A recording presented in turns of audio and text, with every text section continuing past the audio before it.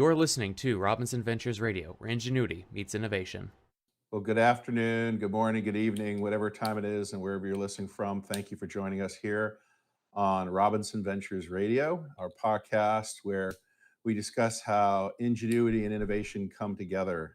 We have David Calicott with us today, who is the president and founder of Calicott Advisory Group and was on the podcast, I think, the last episode ago. Which was a fantastic episode, might I add. I loved it. It's so great to be back, but it's a lot easier to be the one asking the questions.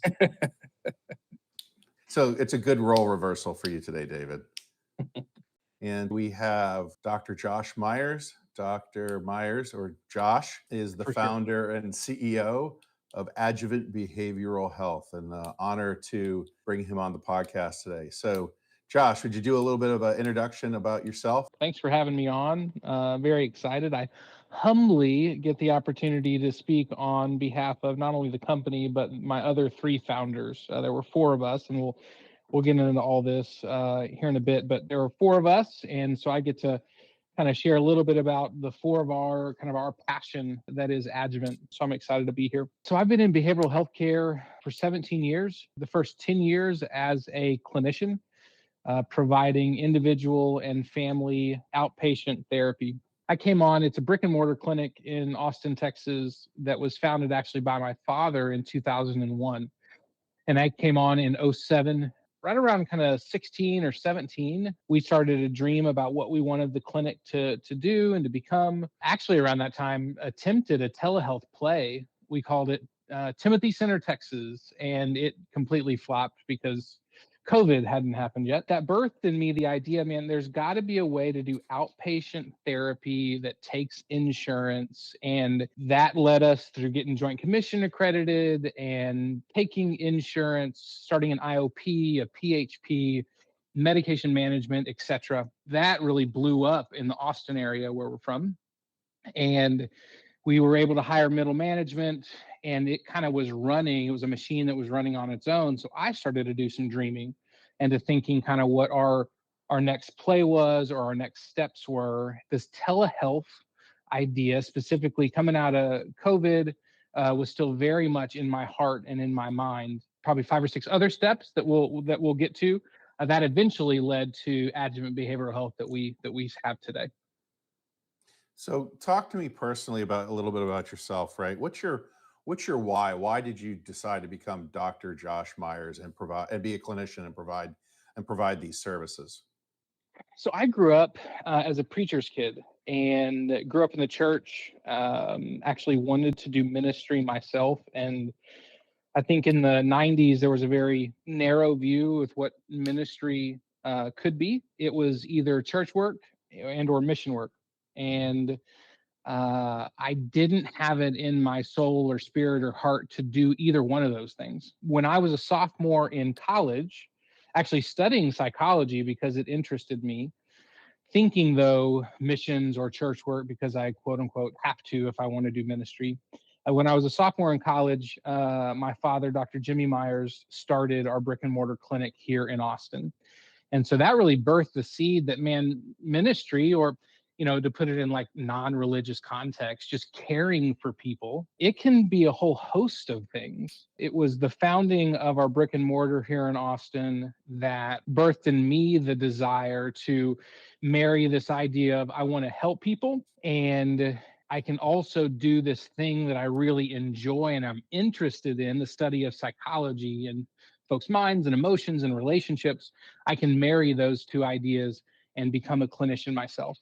The interesting thing, though, about my journey is 6, 7, 8, maybe 9 years in, I was somewhat beginning to be dissatisfied with actually being in the room. It was a lot just hearing 25, 30 hours each week about all the issues and problems that these patients were experiencing.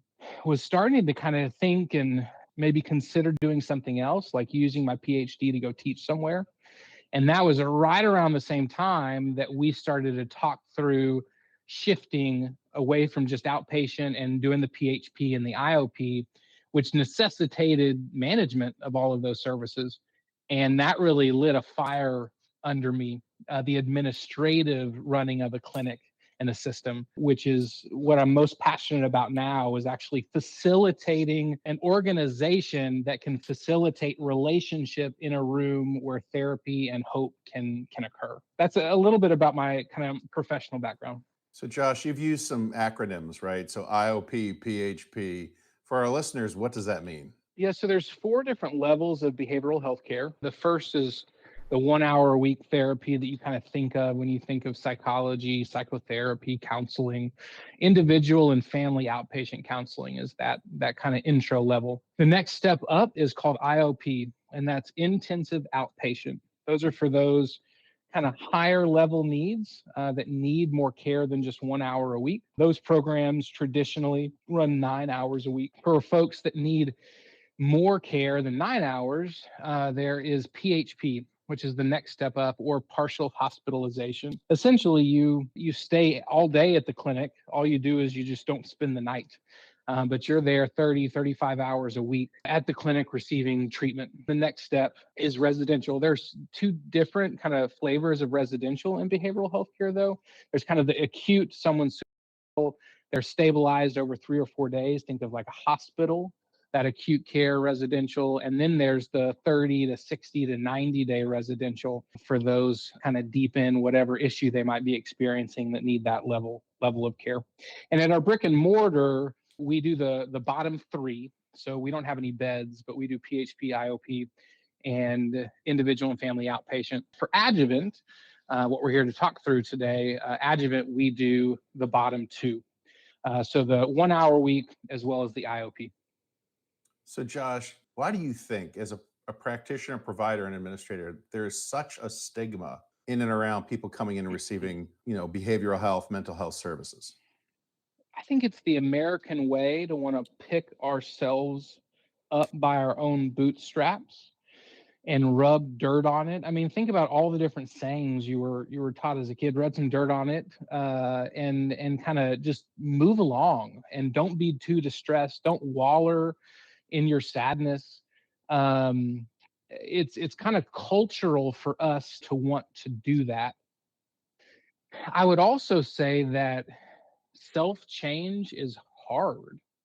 So not only do we have this, man, I can do this and I can pull myself out of it vibe as Americans, but to actually work on hurts, whether they're childhood hurts or current marital hurts, or loss of job, it's so much easier to drink. It's so much easier to entertain yourself or seek thrills or whatever else we might do to kind of placate or assuage that tension inside of us. That's an easier route than doing the hard work of digging up problems and issues and actually dealing with them. So I think there's 2 kind of things going on there that maybe create that stigma. And Josh, it seems that stigma is residing somewhat with the different generations. I always joke around, I'm Generation X, right? Raised on hose water and neglect is the joke we use, right? The last feral generation of our time, right? And then you get into millennial, Z, and then Generation A, Alpha. I think, yeah, Alpha. And it seems the further out you go, the pendulum has swung a little bit as there's different generations come online. Are you seeing something similar?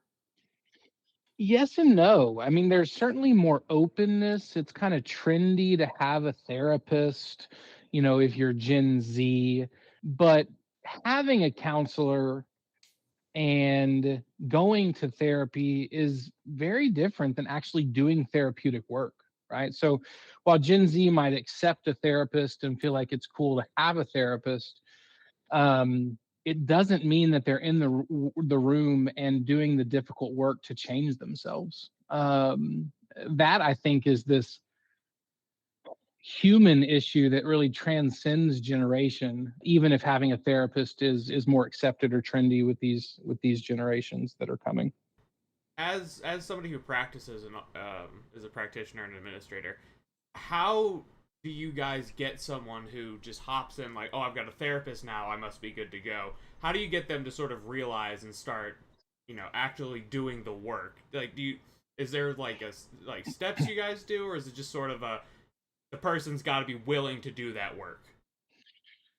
The person has to be willing, for sure. But you you assess somebody, you provide a treatment plan, you give them how many sessions you think it's going to take for them to start to experience some change or some hope, depending upon their situation. And you start walking them through that. You start guiding them through that process. And at this point, there's 75 to 100 years of psychological research that suggests what we're doing in the room is going to work. And when in this case, to answer your question, when it doesn't seem to be working, that's when you really address or talk through the therapeutic motivation. Right? These things should be doing something.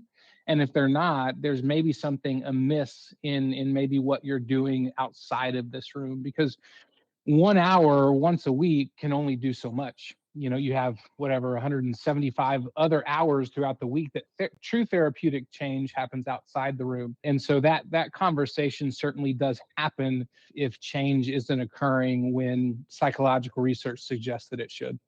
So, Josh, now let's talk a little bit about this confluence that adjuvant behavioral health is, right? So you've got Josh, the behavioral health, and Dr. Chris Murray, who isn't with us today, right? Got those skill sets.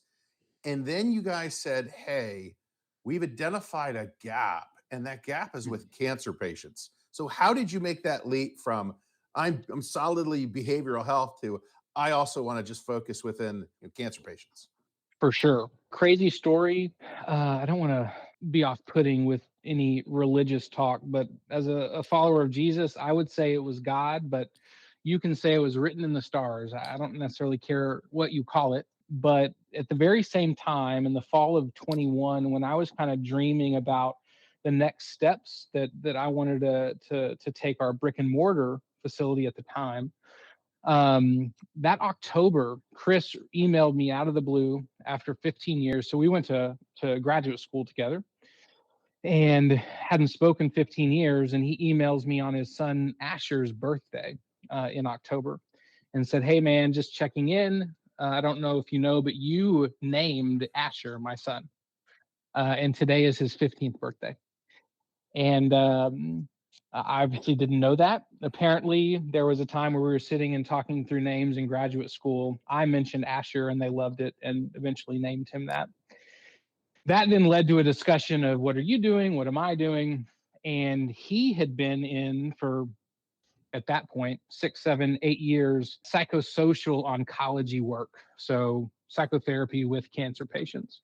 And so he brought in this passion and idea of his with kind of my passion and idea of this telehealth, telebehavioral health play.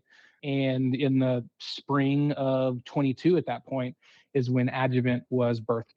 Gotcha. And so can you also talk about your other founders? Because I think of Gila as this really amazing combination of both sides of the house. Yeah. So in the intro talks with Chris, without Chris emailing that day, Dad and I would have attempted some sort of what we were thinking is we were just going to take our brick and mortar and then duplicate it online. So we were going to do something. And then you insert Chris with his psychosocial oncology. And the three of us began kind of dreaming and exploring. And Gila, Dr. Gila Zadihi, was one of the first people that came to our mind to round out the founding team. She is board certified in both neurology as well as neurology and psychiatry is one. And then her second board certification is oncology. So she takes neurology and psychiatry and oncology and marries the two in her professional certifications. The exact intersection of what we were attempting to do, which is why she came to mind to round out our founding team. She was at MD Anderson at the time. And before that, St. Jude's in Memphis. She is also pediatric certified. She was at MD Anderson, kind of the world-renowned oncological provider. She was their only pediatric neurologist oncologist, is how impressive she is. She graciously, first of all, took our call initially, eventually signed on with Adjuvant to round out that founding team. So, Josh, in my experience, the behavioral health provider is very reluctant to prescribe medicines to patients that are in chemotherapy.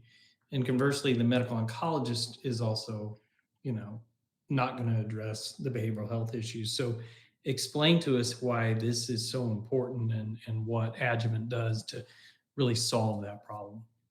For sure, psychiatrists do not like to touch psychotropic medication because of potential interactions. And oncologists don't like to really touch psychotropic medications either because of the potential interactions. And so there is this intersection where no one's filling this gap. We believe that it was and still believe to this day, that it's a big enough gap, an issue, that someone needs to come in and fill it. And that's where Adjuvant and Gila and her team come in to do. She obviously knows the psychiatry, she knows the oncology, and can really guide our practitioners, our psychiatrists, and our mid levels to be able to prescribe the psychotropic medication that these patients need for depression and anxiety, while also keeping in mind the possible interactions with the oncology treatments. Can you expound upon that and talk about Adjuvant's core mission and then move into the actual product and services offering Yep. and what you guys are doing and where you've gone to market?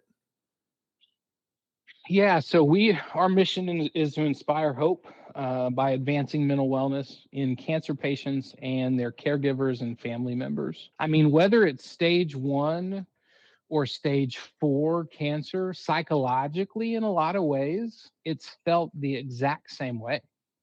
You know, you'll talk to some folks with new diagnoses, even if it's stage 1, but there's then this threat of it either increasing or getting worse in stages, always this cloud hanging above you that does a lot to the psychology and the emotions and even the relationships of those around that cancer patient. It does a lot to damage those things.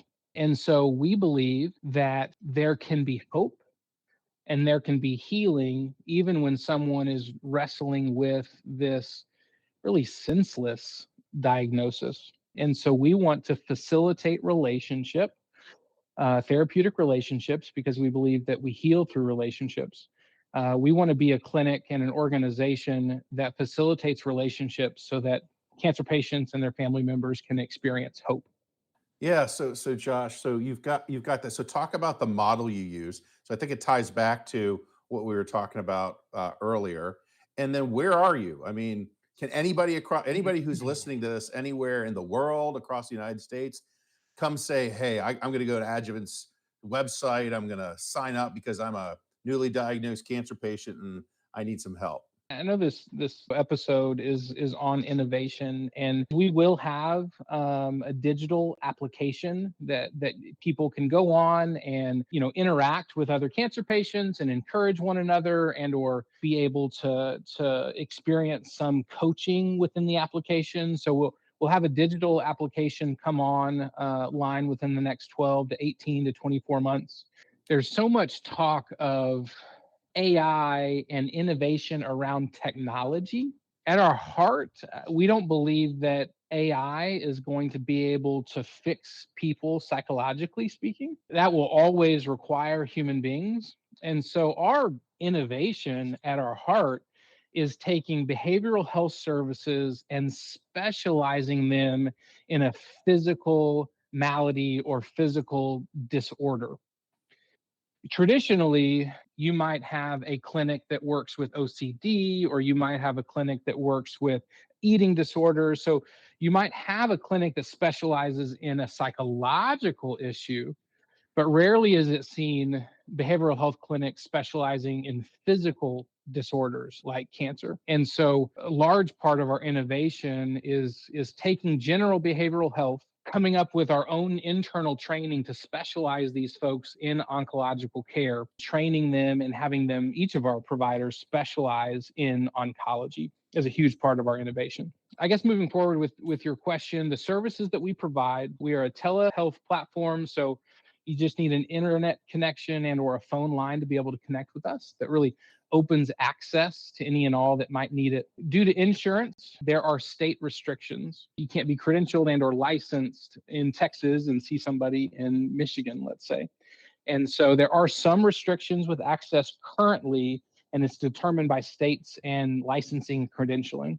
As of today, we are in Texas. We are opening up Tennessee this fall and Louisiana either in quarter 4 of this year or quarter 1 of this next year, and then plan to add 5 to 7 new states a year for the next 5 to 7 years. So let's shift into the business side of this, right? We've talked a lot about behavioral health, your background, cancer care. Let's talk about sort of what you just sort of alluded to, which is how difficult it is to get an operation up and running because of credentialing and licensure. And then let's also talk about the thought of right now your fee for service, but there's also a really interesting play in a value-based care environment as well, potentially, right? So talk to us about your frustrations and challenges with the credentialing across state lines, and then talk to us about your current financial model and how that works. And getting a healthcare organization up and off the ground is a heavy lift.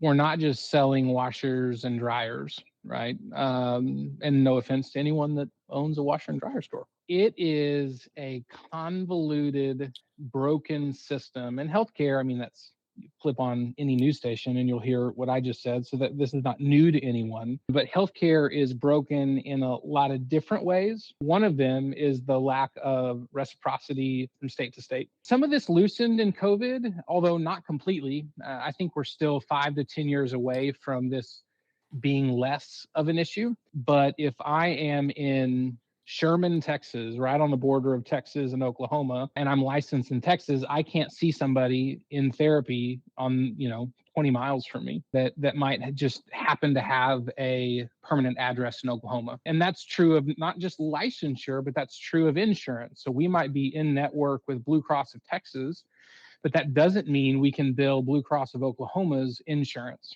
And so with each new state that you open, you're having to consider licensure issues and then credentialing issues with insurance.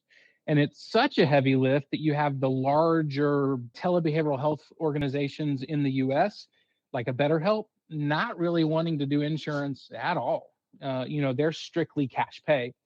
For an oncology patient, for a cancer patient, therapy where you have to pay completely out of pocket is just not doable. For us, we have to deal with licensure, but it is a conscious decision to also deal with credentialing and insurance in every state because of how important it is to have little to no cost to the cancer patient because their bills are already sky high. We're having to deal with both of those.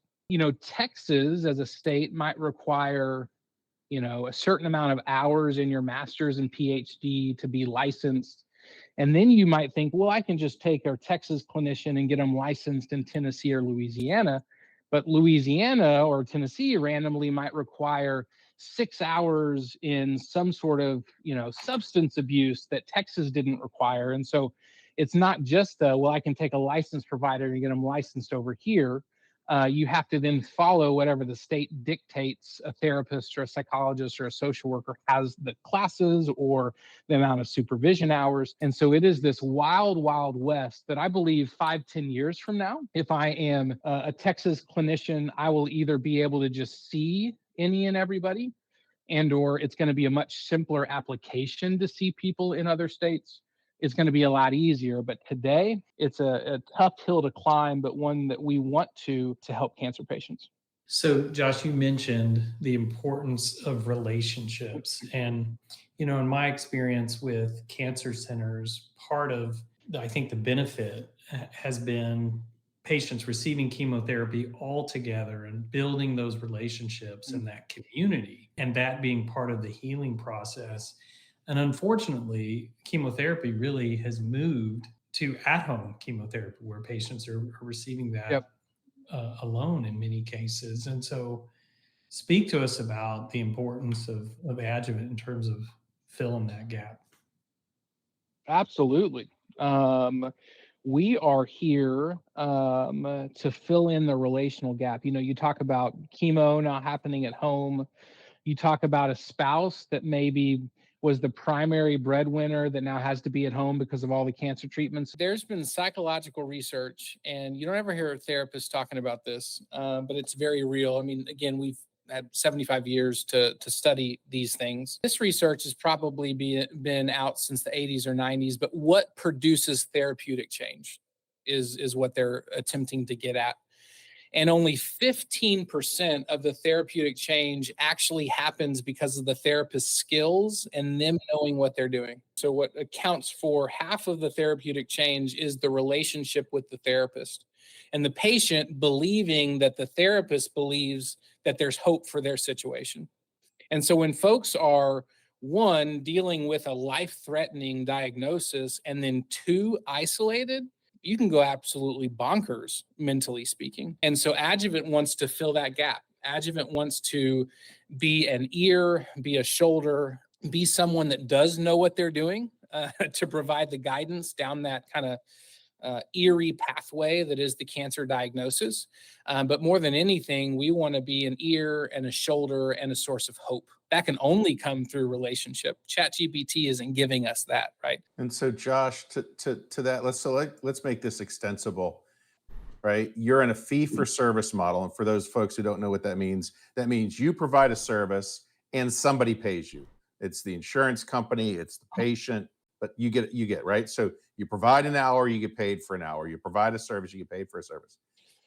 There is also a model out there called value-based care, which essentially says, in some instances, yes, we will pay you something for taking care of that patient, and we are also going to pay for the quality of that service, along with the potential for sharing and cost savings. Talk to us about how Adjuvant's model and the belief you just talked about and the proven research you just talked about, which says if you are a cancer patient and you're isolated and now you have a trusted behavioral health relationship, how does that affect the quality of care for that patient who has cancer, right? And then also the cost of care for that patient. Yeah, I spoke just a second ago about the lack of reciprocity state to state. There's also a lack of parity when it comes to insurance reimbursement. Reimbursement of behavioral health services, fee for service, seeing that you're talking about, it really has only been a thing since the Affordable Health Care Act. So it's new for insurance to even pay for these services in the first place. And subsequently, they don't quite have a fee-for-service model down that makes behavioral health fee-for-service sustainable. You have therapists that can get, depending upon your area, $125 to $200 for cash pay, and insurance wants to give you $60. And for $60, you have to go through the process of billing and then waiting 6 weeks for payment. And so therapists are like, no, thanks. Like, why would I want to do that? The lack of parity and the lack of a quality or sustainable fee-for-service for behavioral health care specifically is a huge problem in America. The importance subsequently of value-based care agreements for behavioral health clinicians, specifically Adjuvant, since we're talking about that, is supreme. And so value-based care, there's obviously several different flavors. You mentioned one of them there, allows us to not just get our $60 for the particular fee, but also there's mountains of evidence that behavioral health services save health insurance money, acute hospital systems money. Like, there's evidence and support for behavioral health services, but insurance doesn't want to pay for it. Insert the value-based care agreement where we can actually participate in certain percentage of their savings, and it makes it a sustainable model for Adjuvant specifically, so that we can continue to help cancer patients for decades to come. So moving from a fee-for-service, which is not sustainable, cash-based, maybe some reimbursement, has health equity issues because not everybody can afford it, right? And you move it into a value-based care model, suddenly now you have some health equity, you have a sustainable financial model, because in Adjuvant, you're getting paid a maybe per member per month fee, or you're getting some type of one-time consultation fee, and at the same time increasing the quality of the care and reducing the cost. So in essence, you're hitting a triple aim, and then you also have the quadruple aim, which also now brings in the satisfaction of the provider. God forbid there's a sustainable model for the provider to be able to, to deliver the services that they Yes. love to do. Exactly. And it saves patients. There's Yeah. increasing evidence that behavioral health services actually increase the survivability of the cancer patients. And so, yeah, you're making the provider happy, you're making it more sustainable, but at the end of the day, you're saving lives, and that's doable. And it's trendy for everybody to want to say, we need more behavioral health services. We love behavioral health services, but nobody wants to pay for it. And so I think the value-based care arrangements are going to be critically important in the coming years to achieve all four of those goals. And so you guys are skating towards where that puck is going, is what you're saying. Absolutely. Yeah. It would be the only way that we could sustain for decades to come. Okay, so you've talked about what's next for Adjuvant and yourself and your founder. So Texas currently in the process of being credentialed in Louisiana. That kind of makes sense. You're a little next door, right? And right, and then also moving to Tennessee. Where do you think you're going to go after that? And so you said like 3 to 5 states a year for so many years. I mean, is it I'm going to complete the Southeast, right? And that's what we're going to do. So we're going to maybe go to Florida and then maybe go to Georgia. What's the strategy there, Josh? What are you thinking? I know we have several strategies in and around that. One of the strategies is to leverage our partnerships and see where they have the most need. It's exactly why we find ourselves in Tennessee. We had built a good relationship with One Oncology, one of the 3 large community oncology networks in the U.S. And so we were talking to their CEO and asked, where do we want to go next, right? We're already with One Oncology here in Texas. Where do you want us to go next? And they said Tennessee. So whether it's U.S. Oncology or One Oncology or American Oncology, or even healthcare systems like an HCA, just leveraging our partnerships as we build those out over the coming years to see where they want us and where they need us is certainly where we'll head. It's nice not being Google, right? Like we're more flexible and we can go currently where you have need. And so that's certainly one of our strategies. Secondarily, getting back to one of the questions that we just talked through, there are increasingly since COVID, there are what are called compacts that are popping up, trying to solve the problem that is state licensure. While not all 50 states participate, there are compacts where if I'm a therapist in Tennessee, it's only one form I have to fill out to be able to provide services in 20 other states, right? Those compacts and the states that we're going to have easy access to as far as licensure is another way that we're going to determine growth. I would say a lot of it is where are the cancer patients, right? Like Florida makes a lot of sense, not just because it's a state with a high population, but it's also the average age being a little bit older kind of helps facilitate that growth. And so those 3 and probably 1 or 2 others is going to help us determine growth over the next 5 to 7 to 10 years. You know, Josh, having an opportunity to work with you, I've been able to see you interact with your team, and one of the things that I've been impressed by is the way in which you take time to build up that team and to celebrate successes. And so I know culture is really important to you. So why don't you talk about your leadership style and sort of what drives that, and just maybe a little bit more about the staff that make up Adjuvant. When I started the episode talking about my desire for ministry, is how I'd put that in a religious context, but again, just caring for people. I see my ministry or care for people, yes, to the patient, but also to employees. They're not robots. They're human beings, and they want just as much relationship and love and affection that I want to engineer for the patient. Well, I have to also engineer that for the employee. It is incredibly important at Adjuvant for us to not conceptualize our employees as button pushers and something that we're using to accomplish the mission or task of Adjuvant. We are employing human beings that we want to love on and care for. I also believe that you get the best results out of employees for taking that approach. But again, it's my heart behind that's not result driven. It's just trying to care for. I would much rather take care of my employees before I take care of myself. I think we all win. The patient, the employee, myself, I think we all win if a leader takes that approach. That's certainly what we're about here at Adjuvant at kind of a founder's level. Very much a servant leadership construct is what I would say, Josh. Absolutely. David, Tucker, anything else?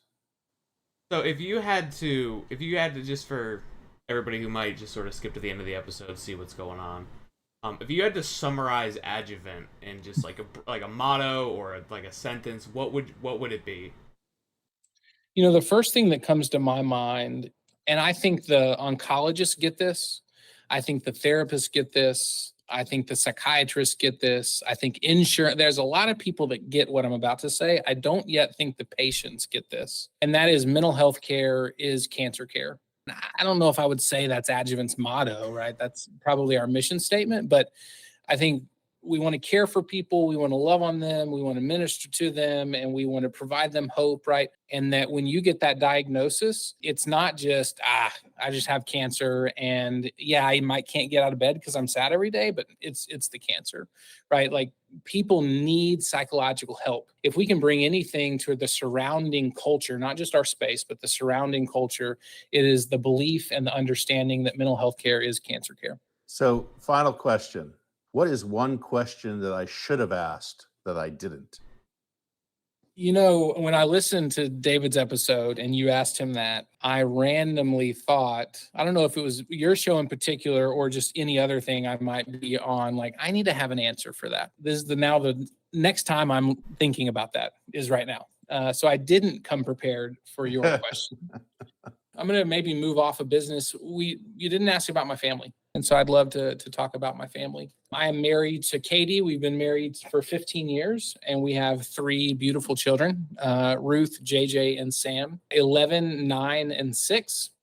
I'm used to running a clinic that makes more revenue than it spends. So I'm not used to startup world. And the past 2 years have been emotionally difficult for me personally, and they have been my rock. I mean, it's such a respite to be able to go home and spend time with my family. You know, I talk about my business wise. We want to help cancer patients and provide them with relationship and hope. My personal why are those 4 creatures, those 4 human beings. I wanted to highlight or spotlight them. Oh, that's a brilliant answer, Josh, because I think everybody understands that as an entrepreneur, it's not just you risking, right? Right. Yep. It is your partner, it is your family, it is your kids. Yep. And the fun part of having this, this episode is I get to do this with a kid, right? Who got to see this happen in real time. Yeah. And he would get off the bus when he was in kindergarten and he would go to work with dad, right? Up in a loft apartment above a garage when Robinson Ventures first got started. You're 100% correct. You got to be solid at home, and they are your why. Yeah, absolutely. You know, Cian, I have to tell you that I'm reminded quite often by my children that they are young adults. I think Tucker and Rory had entered that young adult stage, David. They were NQAs for the longest time, which stands for not quite an adult. We'll use young adult loosely, David, in this instance. Well, Josh, it's been a pleasure and honor to have you on the show today. Thank you. And as well as David, and both Calicut Advisory Group and Robinson Ventures are honored to call Adjuvant a client, right? It means a lot. We love the work you're doing and love leaning in and seeking to find success for you. Right? Absolutely. We couldn't do it without y'all. So thank y'all.